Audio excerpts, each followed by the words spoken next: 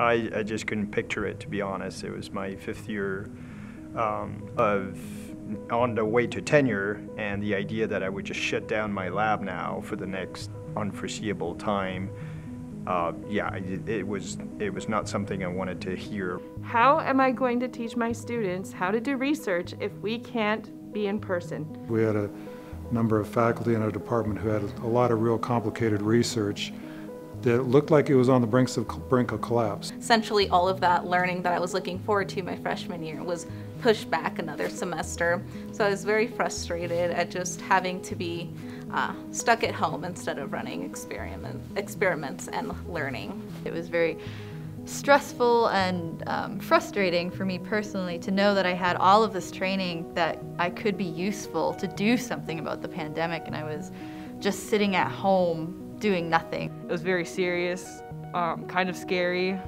and weird to say that I was actually kind of excited at the same time, being someone that studied infectious disease and loves it for what it is.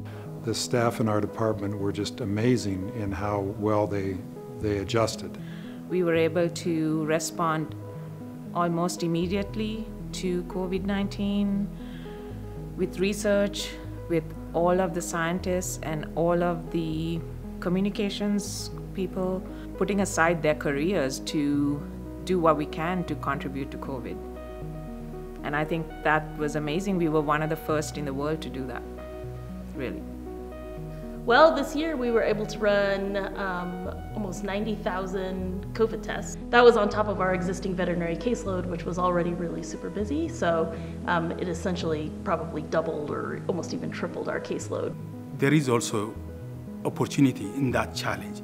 So one has to use that one just to make the best out of it. The graduate students in my lab, the undergraduate students, they showed incredible resilience in the sense of trying to make things fit.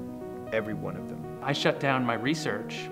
Given the time that basically made available to me, I started working on the human COVID testing that we're doing in the lab. I had no idea that what I would be doing would move from Mark Zabel and his research to COVID saliva screening. I had no idea. It's been a really great opportunity and pretty awesome to be able to be a part of the solution. So it's just been so impressive to work with a team that cares so much about the community and about advancing science here at CSU.